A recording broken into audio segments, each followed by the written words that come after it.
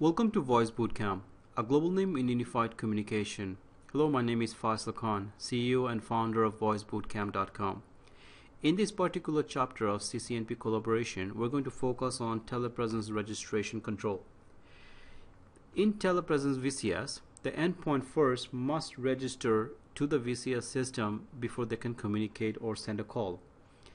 Endpoint can either use a SIP or H323 protocol to register with the VCS. Remember, VCS is a SIP proxy server or an H323 gatekeeper.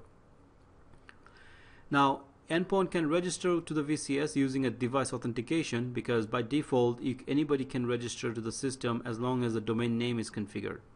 But you can restrict it by using a device authentication such as username and a password. Or you can register an endpoint using a registration restriction policy that permits or deny which alias can register or cannot register, such as you can permit fcon@voicebootcamp to register but deny john@voicebootcamp.com. Device can also be restricted based on IP address or subnet, so you can control which subnet the call will come from or allowed to come in.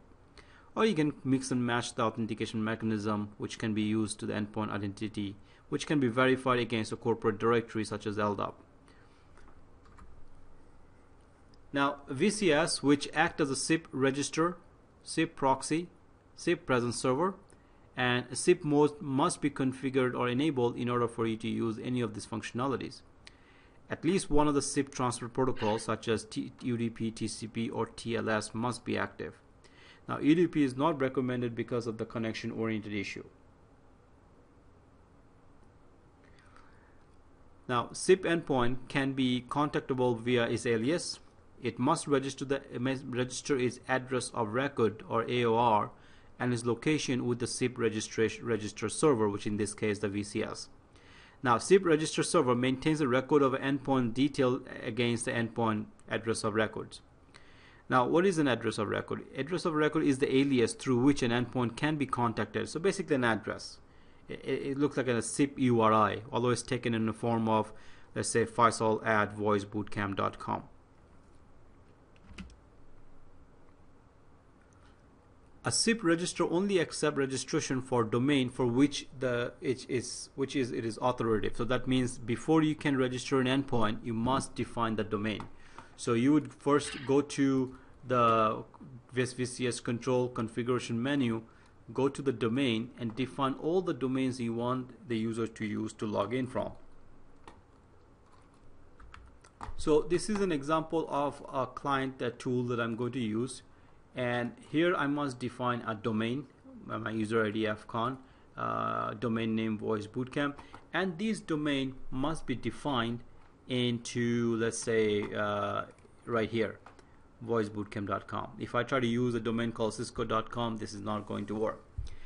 Now, it will handle the registration request for any endpoint that attempts to register against that particular domain, unless you have device authentication or other sort of restrictions enabled. Now, keep that in mind. VCS will accept registration requests where the domain portion of the AOR is either the FQDN or the IP address. So I have the choice to either use an IP address or a domain name to register to the VCS.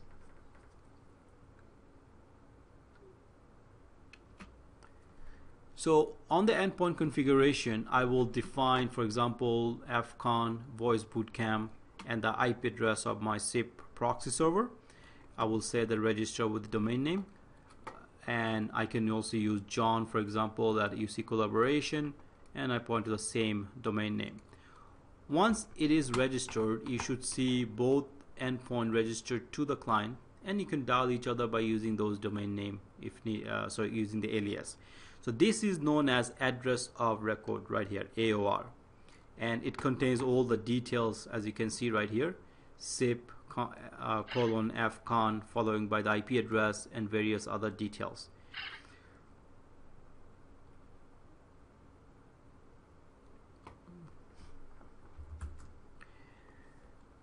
Now, in my endpoint, so here I will configure fcon voicebootcamp.com, IP address of my proxy, which is a VCS server, actually I'm going to use a different name. I already have an fcon coming from a different IP address.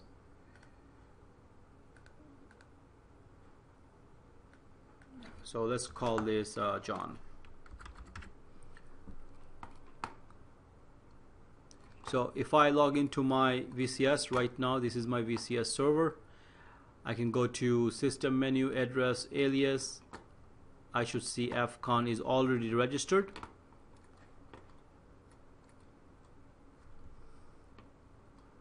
Okay, it's going to take some time for these guys to register. It is one of those things that you have to shut down and enable, but make sure that the IP address is correct. John, and see, I did not have to put anything on username and password or whatnot. So here I should see, once it makes a contact, I should see both John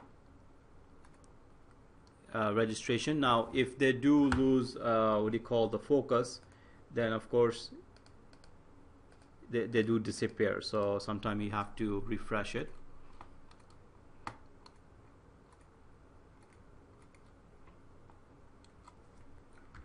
So you can see both of my endpoint has been registered, fcon and John. This is John, and the other window has fcon.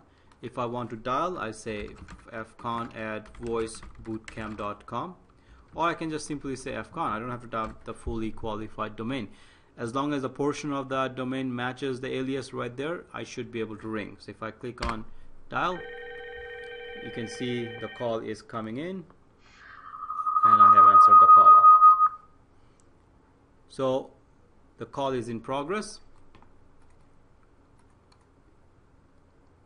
You can go to call his login. You can see there is an active call that is going on from John to fcon, and this is a non-traversal call because it is basically a normal call from an endpoint to endpoint. Now if I want to enable a video, I'm going to turn on the video, though I'm not dress up for a video moment, but you know what, hey, it's alright, I'm a technical guy. Right there. Okay.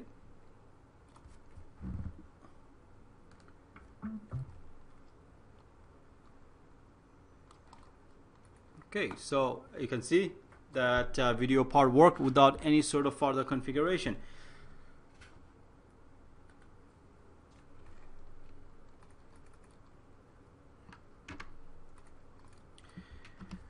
Now to configure other registration restriction, now endpoint alias and endpoint patterns that are allowed to register the VCS.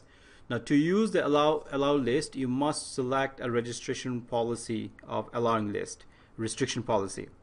Now in that case you can actually create an exact alias match pattern, or you can create a mix, you know, like a certain domain that should be allowed, a certain type of domain. So here's an allow list that I'm creating that says reg expression. That means allow any user to log in as long as the domain name is voicebootcamp.net.com or .org. So this is kind of like a syntax. So I could actually do that.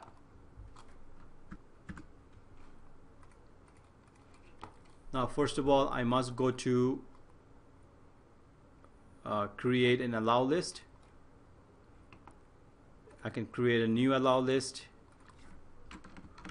voice bootcamp domain reg expression star dot at voice bootcamp allow. So go ahead and click on allow list. There we go. Now I can do a quick check to see if this allow list is going to work or not.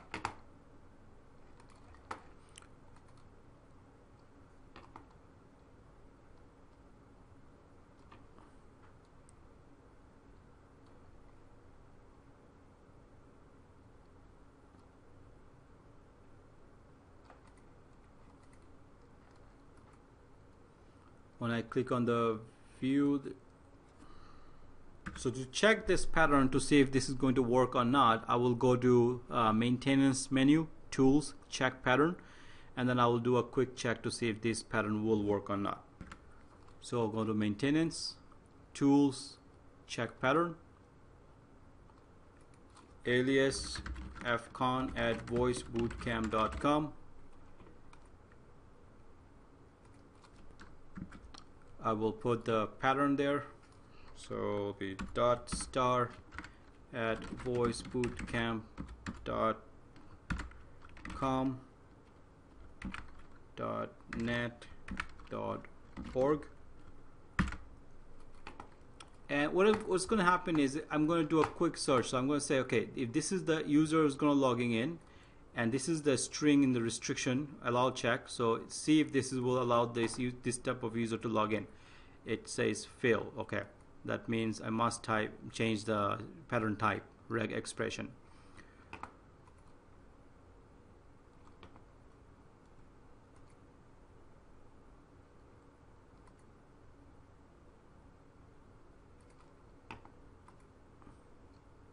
Okay, pattern behavior, leave it as it is. The result is succeeded, allowed the alias does match the pattern. Let's see what happens if I change it to, let's say, .com instead of .com, say .ca, and check the pattern. It failed. So if I go and add .ca here, right here, check the pattern, succeed. So using this type of restriction, you can control which domain the users are allowed to use to log in. So even if the domain is configured for some reason, but you do not want anybody to log in from a certain area, then you could use this allow list to control that. Now you can also create a deny list to deny an alias or alias pattern that are not allowed to register the VCS. Only one of the endpoint alias needs to be matched on an entry in a deny list for the registration to be denied. And you can create a various what you call pattern to able to deny someone. Now you can always check the deny list to see if this is going to work, just like the way you have done for the allow list. Now, SIP registration resiliency. SIP support multiple client initiated connection, which allows SIP endpoints to support RFC 5626, which basically allows the endpoint to register simultaneously to multiple VCS clusters peer. It provides extra resiliency so that if one of the server in the cluster dies, the other peers in the cluster will be able to continue serve that particular client. Kind of like a redundancy concept. Now, as I say, SIP is a proxy server, and therefore, in order to use that, SIP mode must be enabled. So if you want to use SIP, first of all, you gotta go configuration, protocol, SIP, and SIP mode must be on. And you must select what kind of transport protocol to use, UDP, TCP, or TLS. Role of a proxy server is to forward a request, such as a register and invite, from an endpoint to or other proxy servers onto further proxy servers or to a destination endpoint. VCS behavior as a SIP proxy server is determined by the registration proxy mode setting, earlier like I said, SIP mode, the presence of a route set information in the request header, whether the SIP proxy server from which the request was received is a neighbor of the VCS. So all these criteria has to meet in order for the proxy server to work. The set route specifies the path to take when requests are proxied between the endpoint and the registers. For example, when the register request is proxied by the VCS, it adds a path header component to the request, which signals that the call to that endpoint should be routed via the VCS, usually in this case the firewall, where the firewall exists. Now, when VCS proxies a request that contains a set route information, it forwards it directly to the URI specified in the path by pass any call processing rule. So VCS proxy, in order to use that, keep in mind there is a security risk if the information in the set route cannot be trusted. So therefore, you must configure how the VCS proxy request that contain the set route set by setting the SIP registration mode as allowed, as follow. First of all, if you are going to enable, if you're not going to use it, set it to off. But if you are going to use it, then proxy to known device. meaning that requests containing the route set are proxied only if the request was received from a known zone. That means that whoever you receive the request from should be already in your neighbor zone. Or you can say receive proxy from anybody. You receive that route set from pretty much any server that is sending traffic to me.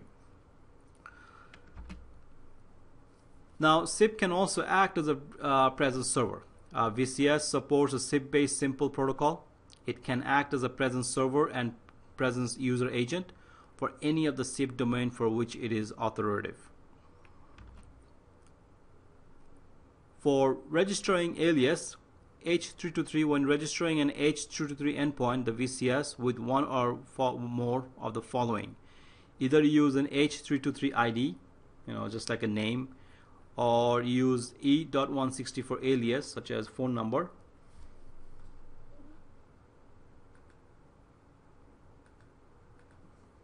or use a URI.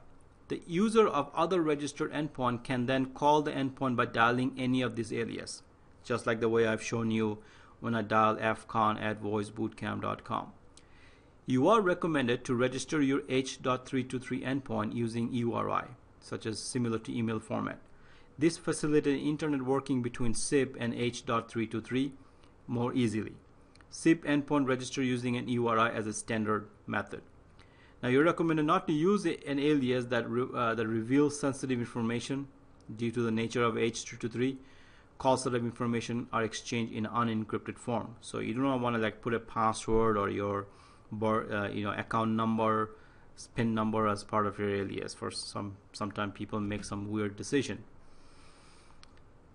When you create a SIP alias, again, try to use as kind of an email address format like fcon@voicebootcamp or john@voicebootcamp.com.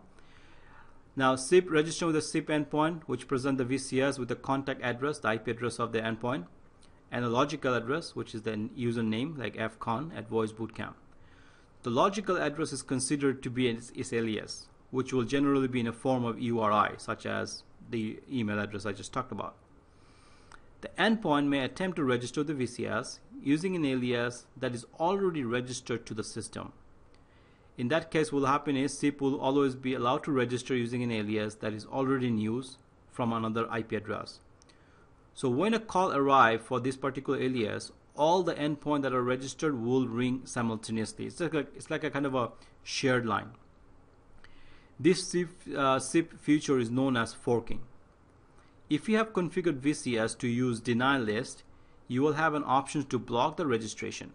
This will add all the alias used by that endpoint to the deny list. So in a conclusion that endpoint in VCS must be either SIP or H323. There is no MGCP in this scenario. Alias registering an alias is used by the endpoint to register the VCS system, and you can then call other endpoint by using their known alias. Alias can register even if it is already exists from a different IP address.